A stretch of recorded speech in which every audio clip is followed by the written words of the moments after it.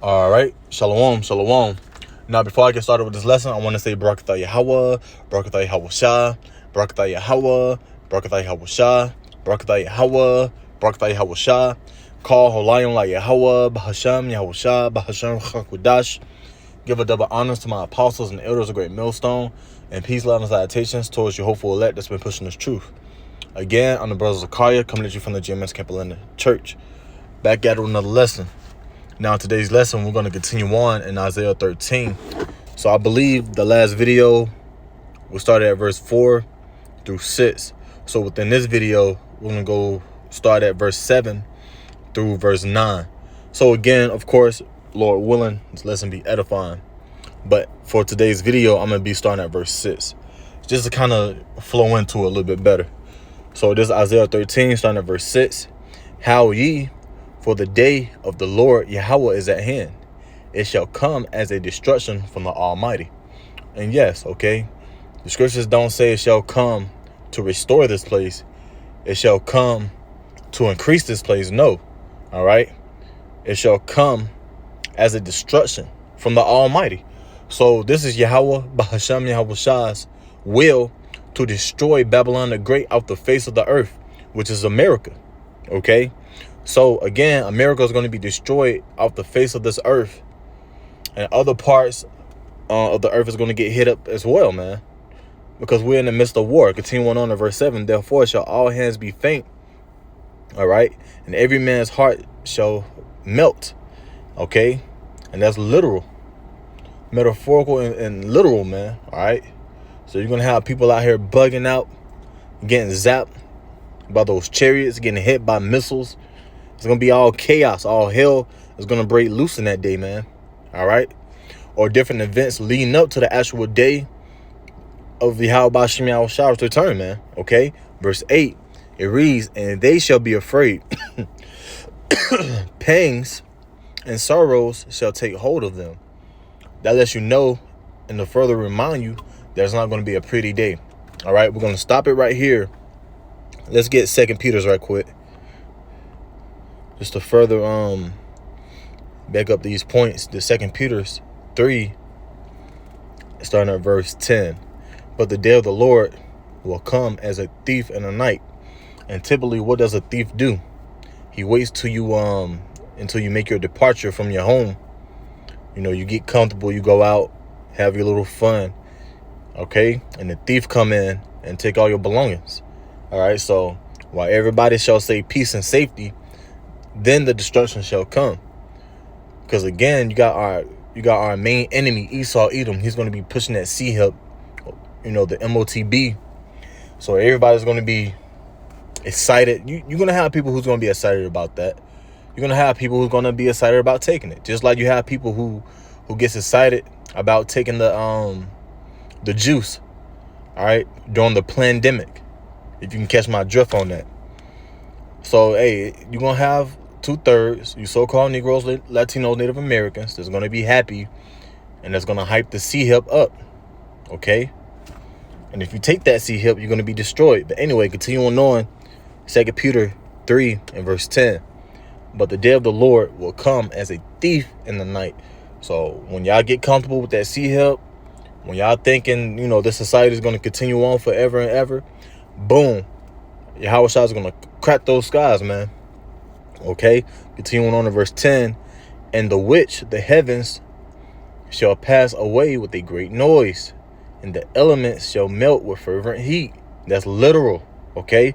The earth also and the works that are therein shall be burnt up, okay? So you can't jump around that. This is actually going to happen, just like the flood happened. As the days of Noah, you had people partying, drinking, and giving in the marriage, excuse me. You see the same things today. All right, but this go around, you know, the second death is going to be a part of that lake of fire, man. All right, so we're going to drop this and get Malachi right quick.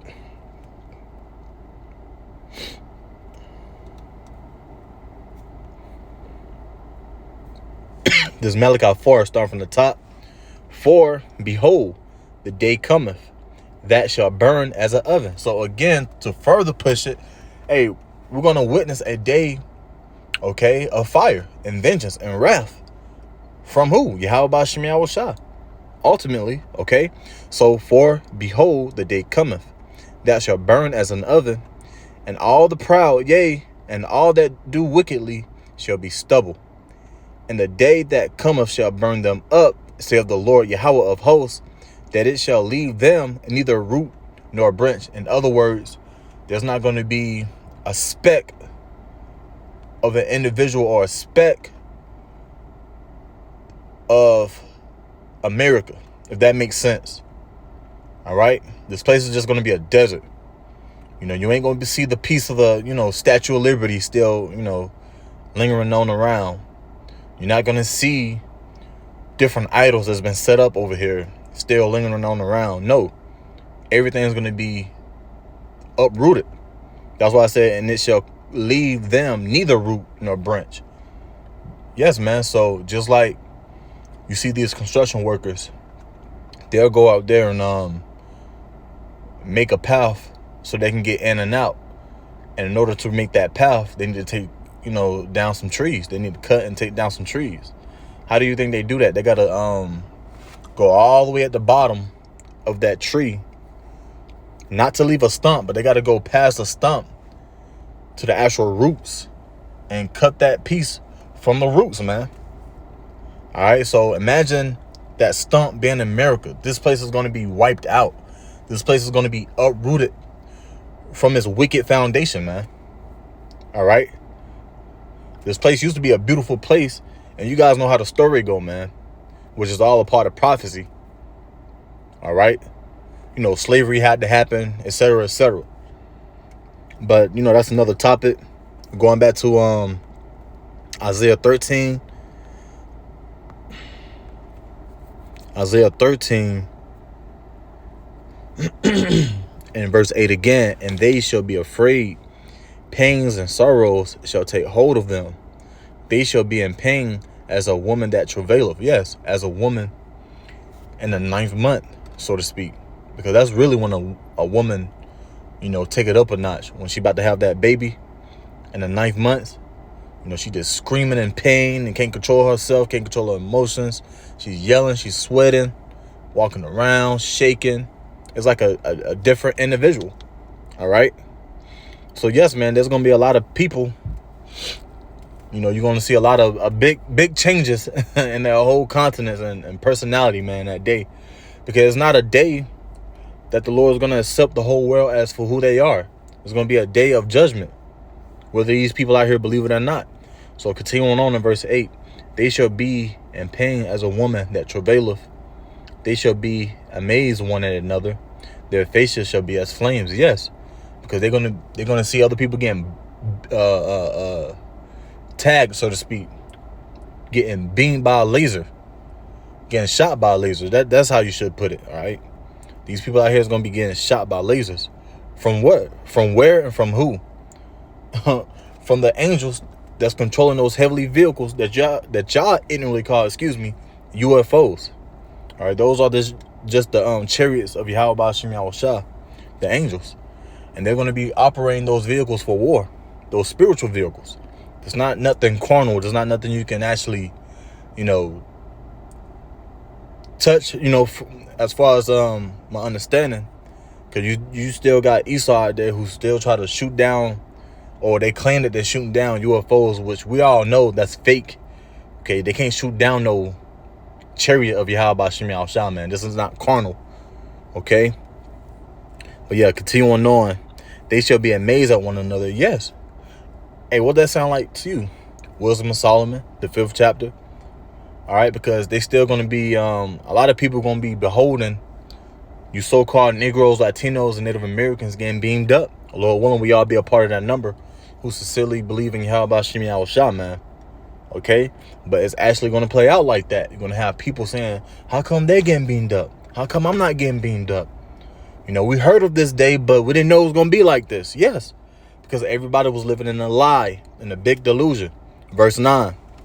It reads, behold, the day of the Lord Yahweh cometh, cruel both with wrath and fierce anger.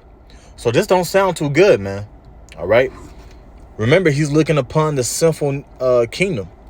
According to Amos, which we're about to get, Amos 9 and verse 8.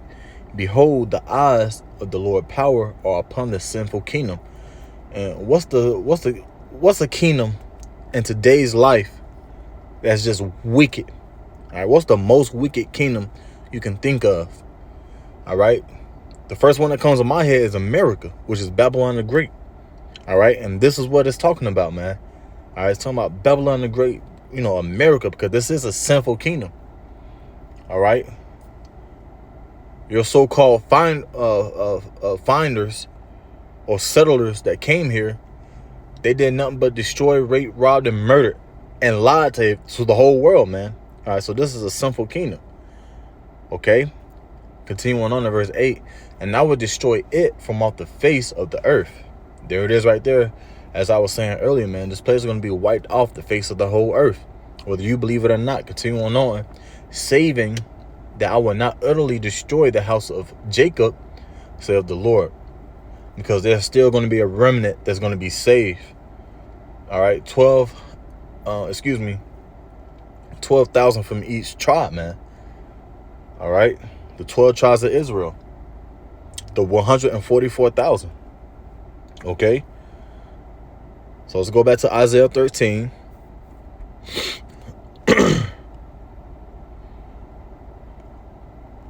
Bear me one sec.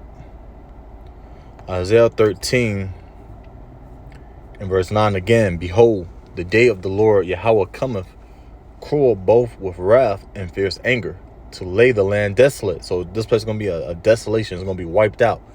And he shall destroy the sinners thereof out of it. Simple as that. Okay, let's get one more right quick, then we're going to close up. This is Zechariah 14 in verse 12. And this shall be the plague wherewith the Lord Yahweh will smite all the people that have fought against Jerusalem. Their flesh shall consume away while they stand upon their feet, and their eyes shall consume away in their holes, and their tongue shall consume away in their mouth. And it shall come to pass in that day that a great tumult, from the Lord Yahweh shall be among them, and they shall lay hold every one on the hand of his neighbor, and his hand shall rise up against the hand of his neighbor. All right, and I'm gonna stop it right there. But the main point God brought out in verse 12. All right, Zechariah 14 and 12 goes perfectly with Isaiah 13 and verse 8, I believe, which we're gonna read that again just to bring it on home. It's Isaiah 13 and verse 8. And they shall be afraid, pains and sorrows shall take hold of them. They shall be in pain as a woman that travaileth, and they shall be amazed at one another. Their faces shall be as flames. When I was saying because they're going to be binged up or getting beamed by those lasers, whether it be for good or evil. All right, everybody's going to be afraid of Yahweh Shem Yahushua, rightfully so. All right, so Lord willing, this lesson was edifying, and what I just read back in Zechariah was literal. All right, you're going to have people who's going to be standing there one moment and they get zapped. Everything's going to melt.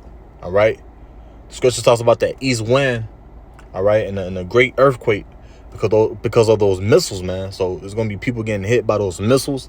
There's going to be getting people hit by those chariots, man. They're just going to get wiped off, man. Simple as that. So again, Lord willing, this lesson was edifying. I'm going to close out and give all honor and glory unto Yahweh, Bahasham, Yahweh Shah, Bahasham, Rachakodash. Double honors to my apostles and elders of Great Millstone, and peace, love, and salutations towards your hopeful elect that's been pushed in the truth. With that, shalom.